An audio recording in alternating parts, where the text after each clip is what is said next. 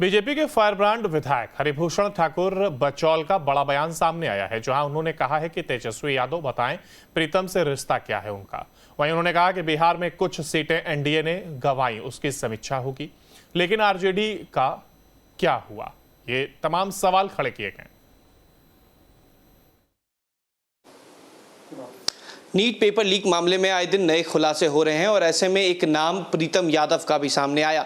ये वही प्रीतम यादव हैं जो तेजस्वी यादव के आप सचिव हैं और ऐसे में अब इन पर कार्रवाई होने वाली है और साथ ही साथ तेजस्वी यादव का नाम भी कहीं ना कहीं इसमें जोड़ा जा रहा है। हमारे साथ बात करने के लिए बीजेपी विधायक हैं हरिभूषण ठाकुर। सर, लगातार जो नीट पेपर लीक मामला हुआ उसमें तेजस्वी यादव का कनेक्शन जोड़ा जा रहा है, प्रीतम यादव का कैसे देखते हैं? निश्चित रूप से ये दुखद है, बच्चों के भाग्य और भविष्य के साथ खिलवाड़ है। जो भी दोषी होंगे, चाहे वो प्रीतम यादव हो या बड़े से बड़े लोग हों, कोई बख्शे नहीं जाएंगे और सब पर कठोर कानूनी कार्रवाई होगी।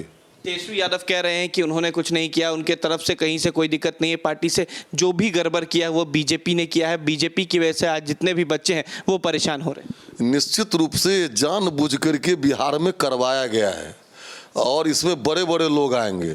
थोड़ा जांच चल रहा है, आने दीजिए, कोई भी नहीं बचेगा। इस बार जिस तरीके से लोकसभा चुनाव हुए, कहीं ना कहीं 4 सीटें जो हैं वो आरजेडी को मिली और एक बड़ी सीट कह सकते हैं कहीं ना कहीं परेशानी का सबक रही पाटलिपुत्रा सीट। चुनाव जीतने के बाद तेजस्वी यादव कह रहे हैं कि फिर से भ्रमण पर निकलेंगे बिहार में और जो भी इस बार विधानसभा में होगा वो उनके पक्ष में होगा। देखिए, 174 विधानसभा जीते हैं हम लोग और 123 में सरकार बन जाती है, 122 में सरकार बन जाती है। जहां घूमना है घूमें। जब मौका था तो बिहार की जनता का सेवा नहीं किए, अब हम लोग बिहार की जनता का सेवा कर रहे हैं। आने वाले विधानसभा चुनाव में भी प्रचंड बहुमत से एनडीए जीतेगी।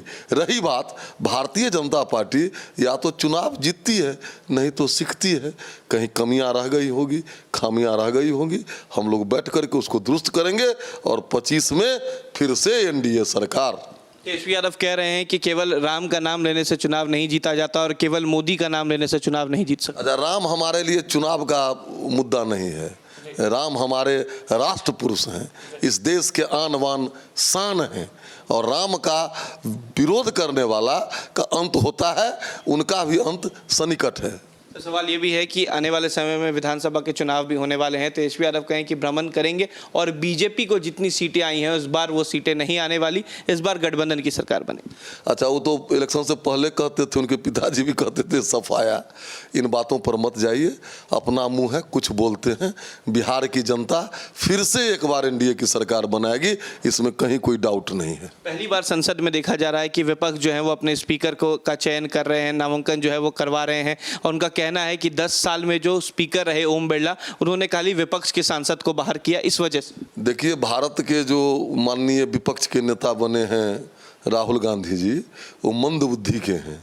उनको सिखला दिया है कि 99 जो है वो 240 से ज़्यादा है और उसके बाद गठबंधन है, स्पष्ट हार है। फिर भी तोल मोल शर्त रख करके राजनीति करना भारतीय जनता पार्टी और एनडीए इसको बर्दाश्त नहीं करेगी। हमारा स्पीकर 12 बजे बन जाएगा। तो मानते हैं कि जानबूझकर ये परेशान किया जा रहा है राहुल? कोई परेशानी नहीं है, बहुमत हमारे साथ है, कोई परेशानी नहीं है। ये सब लोकतंत्र का शोभा सुंदर है, होने दीजिए। चलिए, बहुत शुक्रिया। ये थे हमारे साथ बीजेपी विधायक हरिभूषण ठाकुर बचौल साहब। कहा कि बहुत बातें तेजस्वी यादव ने चुनाव से पहले भी की थी, जो तस्वीरें हैं वो नजर आ गई। कुछ सीटों पर बीजेपी की हार हुई लेकिन वो सीखने वाली बात है। वहीं जिस तरीके से विपक्ष ने अपने स्पीकर का नाम आगे किया, साफ कहा हरिभूषण ठाकुर बचौल ने कि बीजेपी के स्पीकर बनेंगे और 12 बजे उनका शपथ हो जाएगा। वीडियो जर्नलिस्ट सत्येंद्र कुमार के साथ उत्कर्ष, न्यूज नेशन, पटना।